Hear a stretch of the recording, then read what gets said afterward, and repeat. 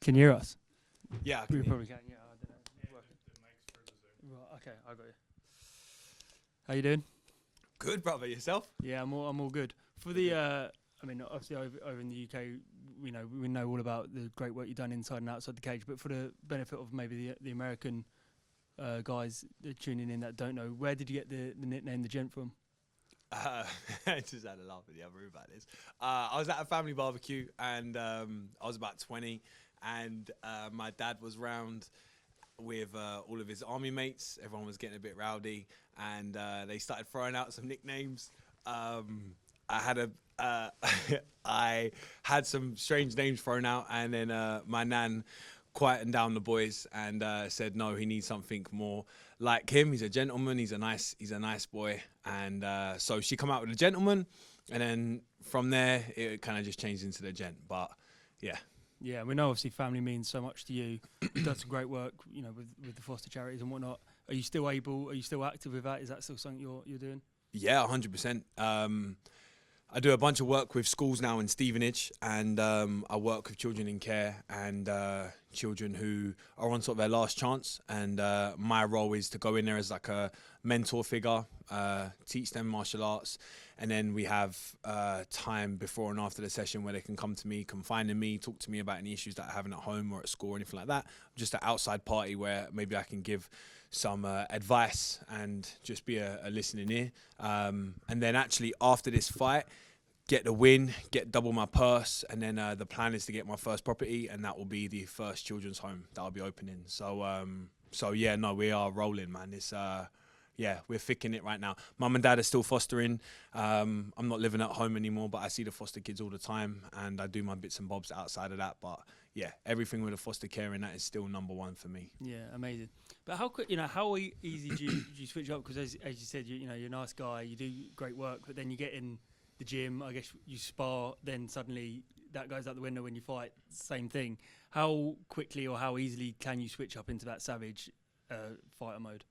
Yeah, it's not. I've had this question since I started, and I guess I do come across maybe too nice to fight, quote unquote. But I absolutely love the fact that I go in there with another man, and it is kill or be killed.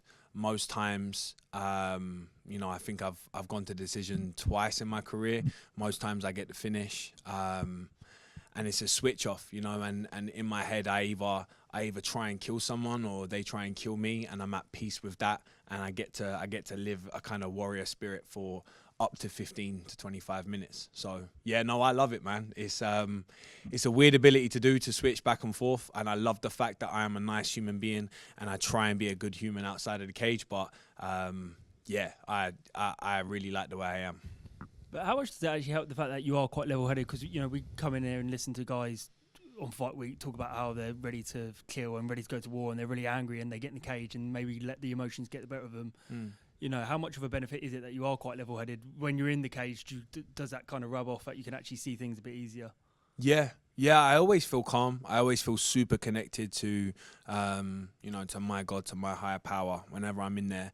And I feel like there's no need for me to be super emotional. I've done the hard work. I genuinely enjoy fighting, especially in the cage on fight night. Sparring during camp, all that jazz gets a bit fatiguing and it gets a bit tiring, or you got stuff going on at home and blah, blah, blah. But come fight night, you get to really switch into that killer. I absolutely love that. So, yeah, I enjoy being calm and level-headed, but I also am able to switch into whatever I need to be. Yeah, final one for me. You spoke just a second ago about sort of what, you could do with your next purse. Yeah, no worries. What you could do with your next purse. I mean, everyone talks about the PFL season. There's $1 million on the line. You can do a lot of $1 million, especially with the charity as well. Have you thought about, maybe entering the tournament and then what that could come from that much money? Yeah, I think this year the tournament was an option that the higher ups at Bellator and PFL put forward to me. They bounced between PFL or make a run for the title.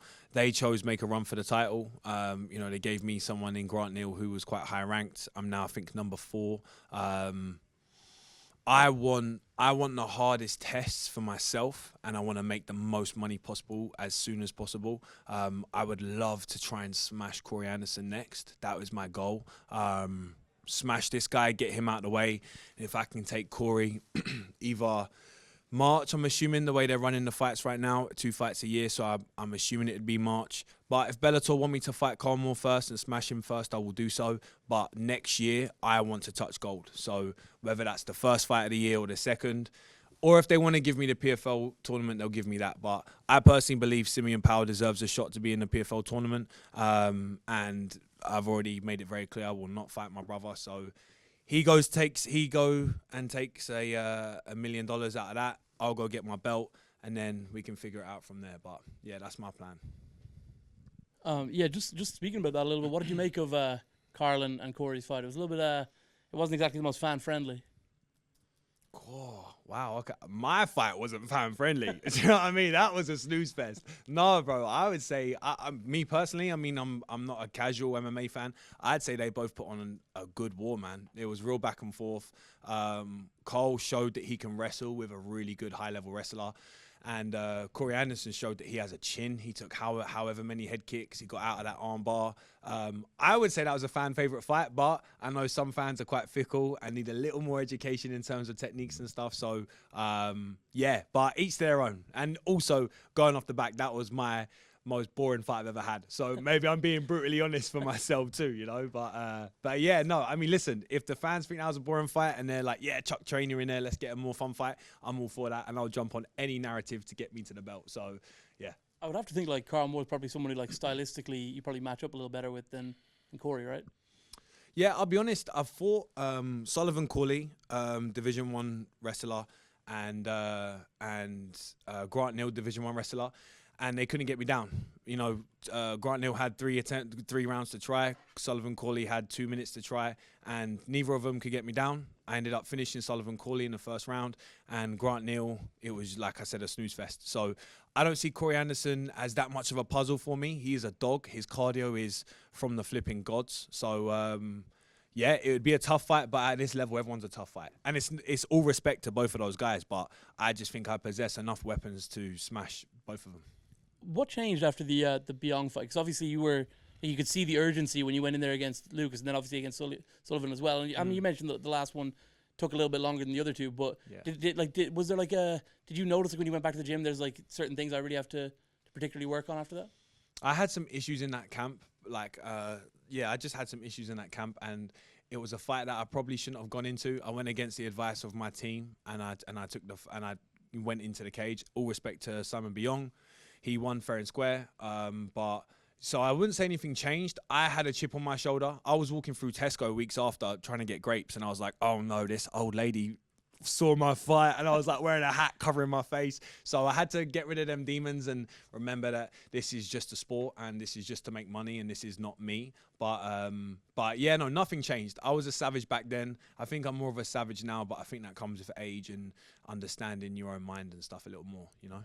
The last one, obviously, about this fight coming up then, Lawrence. I mean, he's a little. I mean, Grant Neal was probably the bigger name, right? But he's got more experience. He's been around a bit, but he's also there's a little bit of mystery around. Like he hasn't been on like the big shows like this.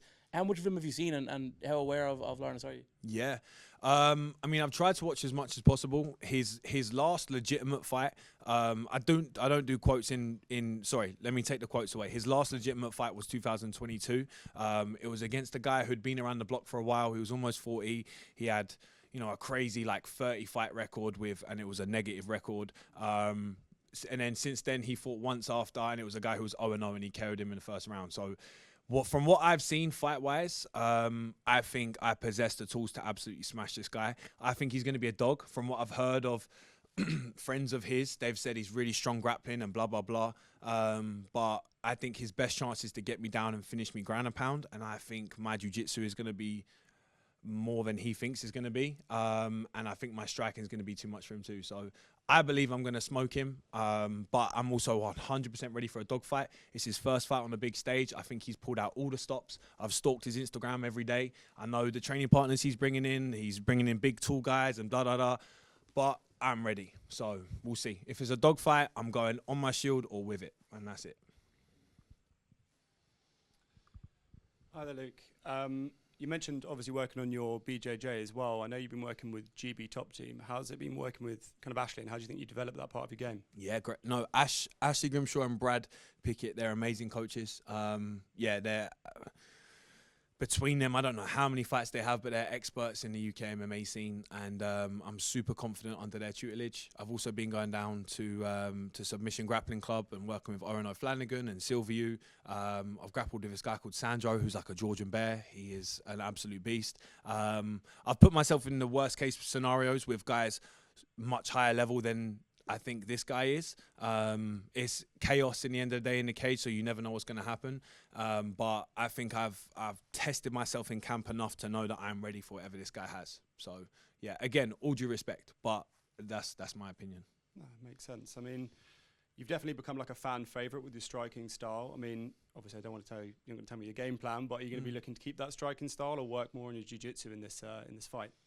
I think he's going to rush for the shot before me. So I've worked a bunch with Paul Day and Dave Fenson for my boxing and Muay Thai.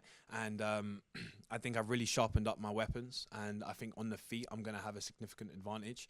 I think he's going to be quite desperate for the shot once he starts to feel my length and my volume and stuff. And then once he shoots, I'm happy on the ground. So I think that's the problem he may run into. You watch, I say this, and then all of a sudden he gets me down in a minute and TKOs me in 30 seconds. So, but in my opinion, that's what he's gonna find out. And like I said, it's absolute chaos in there, so you just don't know. Yeah. And just finally, mate, I know you've mentioned your post-fight meal. I know you're coming up to your weight cut, so probably not the best conversation. But what have you got eyes on? What are you going to be eating after you finish? Post-fight, I'm in Wembley with Box Park right by me. There's donuts. I think Sim's auntie's invited me to her house for some flipping whatever Jamaican feast. So I don't know, man. There's a bunch of options, and I am very excited to eat sugar again, and something fried or whatever, man. Honestly, whatever other than flipping weighing out my 0% fat yogurt and stuff, I'd be happy. So yeah, sounds like a plan. Well, good luck on Saturday, mate. Thank you, sir. Hi, Luke. So obviously it's been 2 years since we saw you last fight in London at, I think it was 281. Obviously fight didn't go your way that night, but since then you've gone 3-0, 2 first-round subs. How's it going to feel for you to get a big finish back in front of the London crowd and improve that to 4-0? Yeah, it's going to be great. I absolutely love fighting in London. This is literally 40 minutes away from my house, so it's beautiful. I have so many people come in, which is amazing. You know, my fan base, quote unquote, has kind of grown since then, and I've had so many more people reach out about getting tickets and da-da-da. Yeah, I really want to finish wherever it is, whether I'm here or flipping on an ice cube in Alaska somewhere. Like, I just want to finish. I want to get back to my finishing ways. I know that I need to push the pace and I need to worry about myself rather than him. So once I do that, I get a savage finish, and then I get to celebrate with my people in England. Yeah, no, I'm excited. And obviously, after that defeat in 2022, you've been very open about sort of like your emotions and how you were feeling after that and how you've worked through it. How has working through those emotions improved your mentality going forward and coming into this fight? Yeah, good. Do you know what it's done for me? And this may not be the best attitude, but once you've been like beaten up for 15 minutes, like I took a beating, man, for 15 minutes. You know, I had one submission attempt, and then other than that, Simon was like, "Oh, sick, you're gonna let me hit you in the face," and that was it for 15. So getting through that and knowing what I went through in the camp, being able to get through that, I know I am 100% a dog. Even if I'm on the losing end of it, I know I'm a dog. So it's like, anyone who wants to come test me, come test me. You only have to watch that fight to realize you don't put me away. I don't turn my back. I never quit. You're going to have to flipping chop my head off to get me out of there. So yeah, no, I really, really appreciate that experience. And looking back now, I know I made some mistakes, but I'm super grateful that I got to have that sort of fight. And obviously, we mentioned earlier that you're big advocate for foster care. You've been working with the fostering network, and it's good to hear that that's your next plan with your win bonuses to start your first things. What is the end game, sort of that? Like, as your success continues, when you get to the absolute peak, what is the dream like for you in that regard? Yeah. So once I've made enough money to do what I want to do in foster care, I will leave this sport. I'm not sticking around for, to become a journeyman and all that sort of jazz. My end goal, once I walk away from this sport, I will have a chain of children's homes, and it will be children's homes purely for 13 to 18-year-olds, between them age ranges, the kids that get thrown to the wayside, the kids that aren't the popular kids to get into a foster home and have a second chance. Those will be the children that I will be focused on, and I'll bring martial arts, I'll bring a different outlook and a different set of skills that a lot of children's homes brings. No disrespect to them, but I don't think there's enough done for those kids right now. And from speaking to them, I think I have what it takes, and I have the people around me to help me. So I'll have a gang of children's homes all around Stevenage, hopefully around the UK. We'll have the same sort of ethos, the same sort of atmosphere, and we'll be helping a bunch of human beings become better, safe, loved human beings. That's great to hear. Congratulations on all your success so far, and good luck in the future. Thank you, brother. Appreciate it.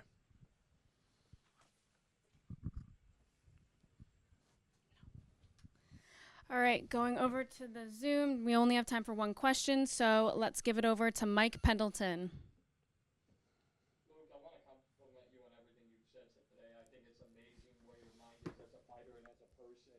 And as you continue your climb up the ranks and towards a future title fight, could you just openly discuss how you kind of compartmentalize all of that, right? Because some fighters get locked in on their pursuit of gold and being the very best in their division, and then others, like yourself, also pay so much attention to what they're doing outside of the sport.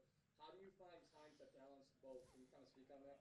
Yeah, I still haven't worked out if it's a good thing or not. There's some guys that do this sport and it's the only thing they ever want to do. They would give up their entire family, their loved ones, everything, and just fight and try and get a belt. For me, there's a lot more important things, and I think God wants me to do the stuff with the foster care, and that is why I'm here. It's a blessing that I get to do this sport, to get money, to then do that. You know, this is like a stepping stone, and I know that sounds maybe silly to say because I'm in such a great position right now and blah blah blah. But if it was a choice, don't fight tonight and become a foster carer, or never become a foster carer and fight for the belt tomorrow, I would scrap this. I'd say see you later to everyone, and I'd go be a foster carer. So I love this sport. This sport's given me so much, and I'm super grateful. But that's what I'm here for. So I'm going to earn as much money as I can here, win as many belts as I can here. When it's time to go, I'm going, and I'm going to go help some humans. Again, my compliments to you. Thank you for that. Thank you. All right, thank you so much. Thank you. Cheers. Cheers, guys.